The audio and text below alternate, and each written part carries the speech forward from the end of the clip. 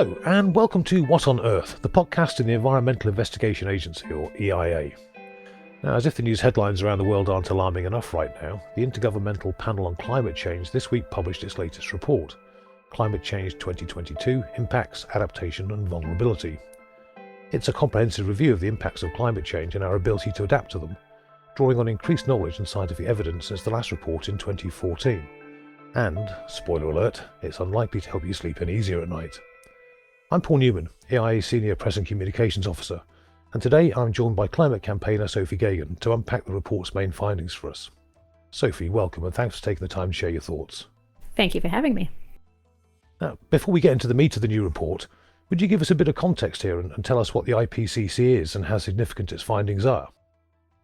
The IPCC is the Intergovernmental Panel on Climate Change, and they provide scientific assessments for policymakers on climate change, the risks and impacts, the implications of temperature rise, and also puts forward adaptation and mitigation measures and options that can be considered. The IPCC publishes these massive reports, which are basically a synthesis of all available scientific knowledge on the matter every few years. And they consist of 3 working group reports and then a synthesis report at the end. So the first working group report of this batch was published last year and sounded a code red for humanity, as it found that greenhouse gas emissions had caused approximately 1.1 degrees of warming, and that threshold of 1.5 degrees, that magical number, is expected to be exceeded over the next 20 years.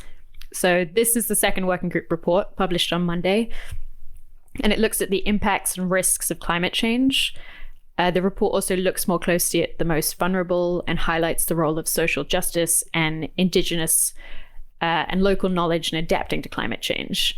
And then next up, in the next few months, I believe, the third report is due out, and that one will focus on mitigation, or how we can cut emissions to keep that 1.5 degrees alive. Okay, thank you for that. Now, what are the main impacts and risks that have been identified by the IPCC in this latest report? So this report is quite bleak. It finds that global warming of 1.1 degrees is already severely impacting people and ecosystems everywhere. And it's already causing dangerous and widespread losses and damages despite our efforts to adapt. It also states that limiting warming to 1.5 degrees can greatly limit these negative impacts, but some of them are already happening and some may be irreversible. We are living in the era of loss and damage already.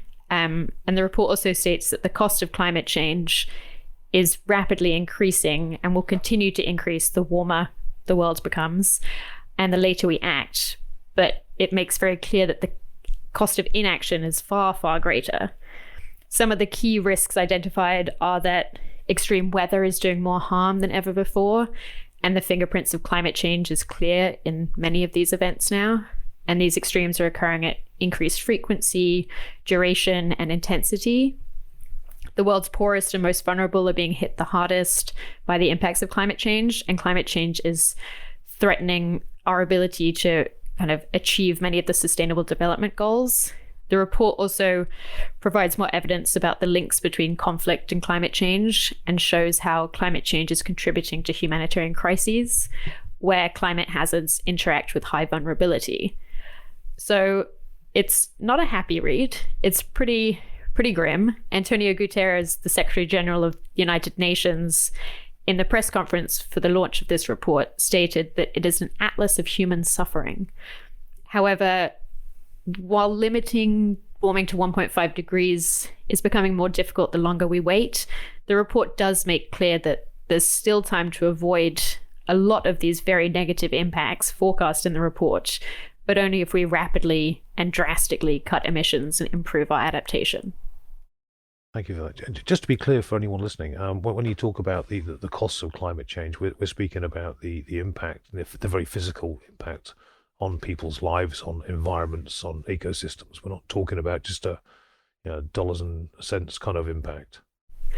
Yeah, I think the cost, it kind of covers a wide range of things. It's both the financial impacts of adaptation, mitigation efforts, but also, the kind of cost of the loss and damage. So that's damaged infrastructure, damage to ecosystems, damage to human life. And then this report also kind of draws in some of the mental health impacts of climate change as well, which I don't think has been done before. So it's not just financial, although a lot of it kind of does try and look at the finance of what climate change is costing, as that's quite a good political argument to act. Obviously, you're the expert, so I've only really skimmed over the kind of the intro to the report, but I gather that heat stress and related human mortality has been highlighted there as quite a key issue. How does that fit in with your own climate campaign work on cooling technology with your colleagues? I know that's something we've done quite a bit on in recent years. Yep, this is a huge point of relevance for our work. The report states that stress and mortality due to increased temperatures and heat extremes is a key risk in many of the regions. So Africa, Europe, North America, and Australasia are some that are highlighted. And extreme heat in particular has resulted in increased human mortality and morbidity. And this is projected to get far, far worse in the kind of as the century progresses. Heat waves are happening more frequently and are amplifying urban heat islands and negatively affecting air quality. And also this increased warming, increased frequency of heat waves and droughts are hindering efforts of completing the Sustainable Development Goals like zero hunger and waste for all. So obviously this is central to EIA's climate work, as increased temperatures, urban heat islands, heat waves will increase the demand for and the need for cooling, which is currently provided by climate damaging equipment using large amounts of electricity and containing super polluting refrigerant gases like hydrofluorocarbons, HFCs. A rise in the use of air conditioning to adapt to these higher temperatures will exacerbate climate change even further and increase inequality, as those most vulnerable will not be able to afford to stay cool. And so one of the things the report looks at is some of the adaptation measures and kind of inclusive planning to make sure that we adapt correctly to climate change. And so in terms of cooling and heating, this could mean better planning and infrastructure, better building design to kind of increase the use of shade and breeze and use better materials, use cool roofs, and also better urban planning to reduce the heat island effect, which is made worse when like the hot air from the back of air conditioners when they're in use drives up temperature in cities. More tree planting to provide shade in cities. We've also seen the use of rivers, fountains, open spaces. These have all shown to decrease city temperatures as well. And then to meet that remaining demand for cooling mechanically, we would need super efficient equipment using natural refrigerant gases and natural refrigerants, which would greatly reduce the environmental impact of the cooling sector. The report also highlights the need for heat health action plans with early warning systems and early warning and response systems. So with the increase of heat waves and the kind of the more intense heat waves that we're seeing, this is going to have a devastating effect on human life and human well-being. And so we are seeing some cities already enacting these heat action plans, which are great, and more will need to follow suit so that we can better adapt to rising temperatures and heat waves that are going to become more commonplace. And I'm right in thinking that we're not locked into this appalling sounding trajectory, are we? I mean, the technology that you're talking about is actually there. I know one of the things you and your colleagues have done is produce our Cooling Technologies Guide to help, I believe I'm right in thinking it's to help businesses and to transition from these kind of damaging climate gases into more natural refrigerants which don't have that impact. Yep, we have our Cool Technologies database, and that kind of showcases some of the many, many options available on the market.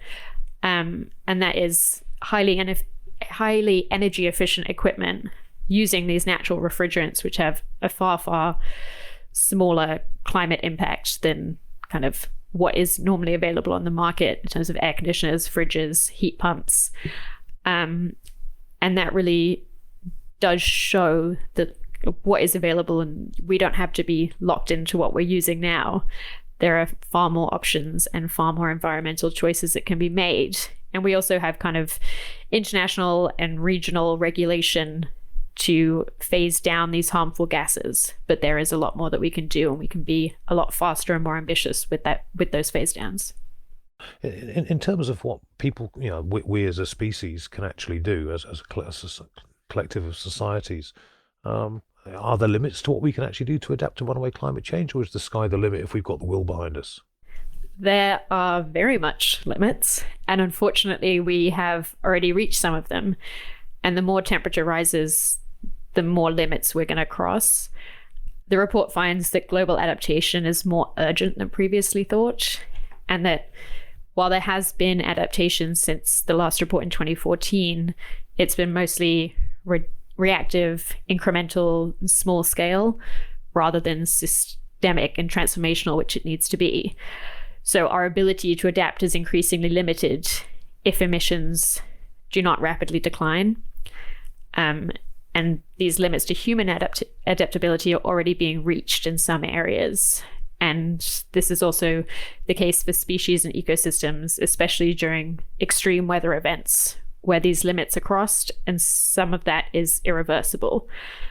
So yeah, additional limits will emerge with every increment of additional warming. Is it fair to I know it's a bit reductive, but is it fair to say that the longer we leave it, the less we're going to be able to do about it? Yeah, very much. I think so. I think that's one of the key messages in this report, is that we need to act now, and the longer we wait, the harder it's going to be, the less resilient our ecosystems and human life is going to be, and the more it's going to cost.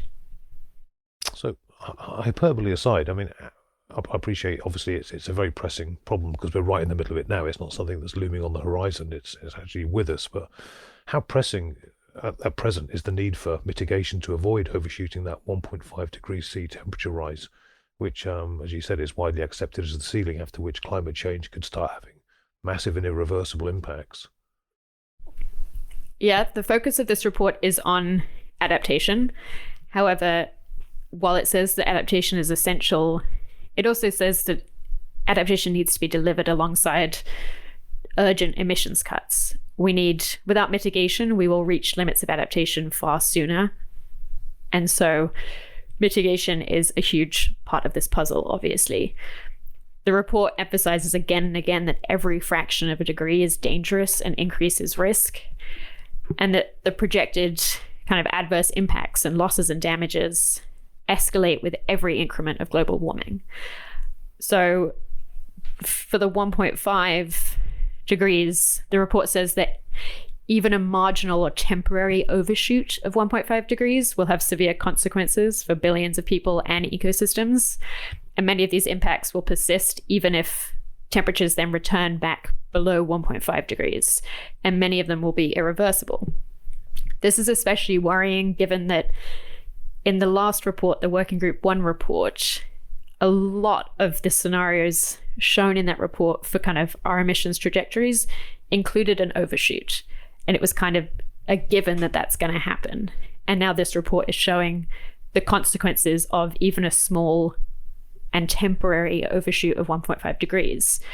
So again, this has huge relevance to the work of the climate campaign here, as reducing emissions from short-lived climate pollutants like methane or hydrofluorocarbons, which are those refrigerant gases, can quickly impact the rate of warming and buy us precious time in avoiding these irreversible climate tipping points. These gases have a very fast impact on warming in the atmosphere, but also offer an opportunity to curb global warming in the near term, to essentially flatten the climate curve, to use an old COVID expression. The magnitude and rate of climate change and the risks it brings will depend on near-term mitigation and adaptation. This is made clear in the report. And all near-term actions to limit warming to 1.5 degrees will greatly reduce the likelihood of many of the impacts and losses and damages laid out in the report. But the report does say that it cannot eliminate them all. But basically, I think the main message is that cutting short-lived climate pollutants is essential alongside drastic carbon dioxide emission reductions. Real mitigation is going to require both. And we need to be thinking about both the short term and the long term, and kind of the short-lived climate pollutants could buy us some time and help us avoid that overshoot scenario, getting over 1.5 degrees. Like, the main takeaway is that 1.5 degrees is not a safe planet, and it gets even less safe with every fraction of a degree over that threshold. So we need to be taking all action that we can to avoid overshooting that limit, and cutting methane and HFC emissions will be key to that. So basically, there is no get-out-of-jail-free card for inaction. In fact, even if we do everything now that needs to be done, the world is still going to be a changed place as a result of what we've allowed to happen on our watch and previous generations already. Yeah. Yeah, very much so. I think we are now or closely getting to kind of damage limitation role. We've historically, kind of our historical emissions have put us on this course to reach that 1.5 degrees pretty soon if we go by the Working Group 1 report. And we need to really be doing everything we can to try and avoid that. But if we can't avoid that, then really limit how far we go over that and for how long. I suppose, there's something in human nature which we don't like to be confronted with things we don't want to have to face. It's like doing your homework on the bus on the morning it's meant to be handed in when you're at school. We like to just keep punting things into the long grass and wait for someone else to deal with them. And I guess we're at the point where we're now in the long grass with this, and there's nothing we can do to escape from our responsibilities to tackle it. Yeah, I think the urgent need for action is really driven home in this report. There's no time to waste. We really need to be doing everything we can immediately, because we do not want to live in the world this report is kind of forecasting. Yeah, I like my science fiction kept in books when it's all theoretical. Too bad. Not actually outside the front door. So what does the report have to say about energy transition and the need for us to leave fossil fuels behind? Does it have any lessons for us in that respect? Yeah, a little. On energy systems transitions, the report states the importance of renewable energy, of diversifying our energy generation, on demand-side management, and crucially energy efficiency, so reducing kind of the amount of energy we need to do the things we need energy to do. In the summary for policymakers, it doesn't have a huge amount on fossil fuels, but again, the summary for policymakers goes through a very intensive 2-week kind of vetting process with all countries, parties at IPCC. So fossil fuels can be a very political kind of subject, I suppose. But in the press conference, again, Antonio Guterres with the sound bites stated that coal and fossil fuels are choking humanity, and that oil and gas giants are now on notice. Fossil fuels are a dead end for climate and economy. And I think this report shows the risk of our continued dependence on fossil fuels and highlights the urgency of a just transition. We cannot continue with business as usual because, we just it's suicide. Can't. It's the end of it, isn't it? It's the end of us if we don't. Yeah, and I think the transition away from fossil fuels needs to begin immediately. And in the meantime, methane emissions from this sector, from the coal, oil and gas sector, need to be eliminated immediately. And then with heating and cooling, these systems with high energy efficiency run on renewable energy and natural refrigerants installed in energy efficient buildings will reduce the climate impact of the cooling sector significantly. So not only do we need to look at where our energy comes from, but we need to look at how we use that energy, and can we use it more efficiently, and can we use less to do the same stuff. So that's kind of having insulated buildings and having the most efficient products running in those buildings. Well, yeah, all in all, it sounds like a bit of a bedtime story for the children of the damned, doesn't it? Finally, is there any good news to be found in the IPCC's conclusions? Anything we can take that gives us a bit of solace? I think, yes, there is. It doesn't seem like it on the face of it, but I think a key part about talking about climate change is avoiding the absolute doom and gloom of it, because if people feel that something is hopeless, then that spurs inaction. And I think The last line of the report sums everything up pretty well. It states, the scientific evidence is unequivocal. Climate change is a threat to human well-being and planetary health. Any further delay in concerted global action on adaptation and mitigation will miss a brief and rapidly closing window to secure a livable future. So while that may seem very grim, and it is, it does finish by highlighting that the window of opportunity is still open.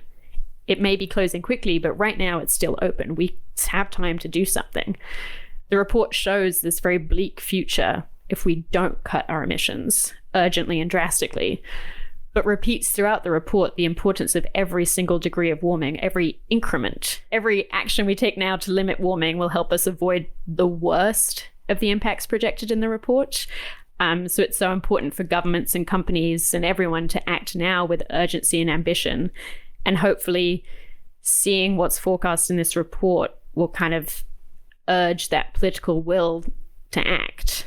The next report will be focusing on reducing emissions and how we keep 1.5 degrees alive, and how we minimize these risks and impacts that we're going to face down the line. And hopefully that one has some better news and some more hopeful news about which sectors can cut emissions quickly, which emissions can be cut the fastest, what we can do on methane, what we can do on HFCs and other short-lived climate pollutants, as well as what we can do on carbon dioxide. And hopefully, that one paints a more optimistic picture than this one. Yeah, so basically it's a grim future, but it's not one that we're absolutely committed to. It's one we can choose or not choose, really. I mean, I suppose one of the things that I've gained from following the work of our climate team is that there are many, many options and possibilities around. And even this week, the UNEA meeting over in Nairobi, which set out the groundwork for negotiating a global plastics treaty, in itself is a major step towards combating things like climate change, obviously because plastics are largely made from fossil fuels and there's the huge impact of them on the environment of themselves, but also just manufacturing them in the first place. And it's clear that there seems to be an appetite, at least at that level in the world, to begin to tackle it and address it very seriously and to start taking these measures which will curb the climate change that we're currently living with. So yeah, hopefully we'll choose the right way, yeah? Fingers crossed. Yeah, I think more and more people and policymakers and companies as well are so much more aware of the kind of the risks of climate change and their role in creating climate change as well. And there is a much bigger appetite to deal with it and to curb emissions, given kind of reports like this that really show the urgency of action. Excellent. Well, Sophie, thank you very much indeed for joining us today. It's not been the most cheery podcast we've ever done, but it's certainly enlightening. If you've enjoyed listening to this podcast, please watch this space for future episodes and check out our website at eia-international.org to find out more about our work. Thank you for joining us, and wherever you are, stay safe out there.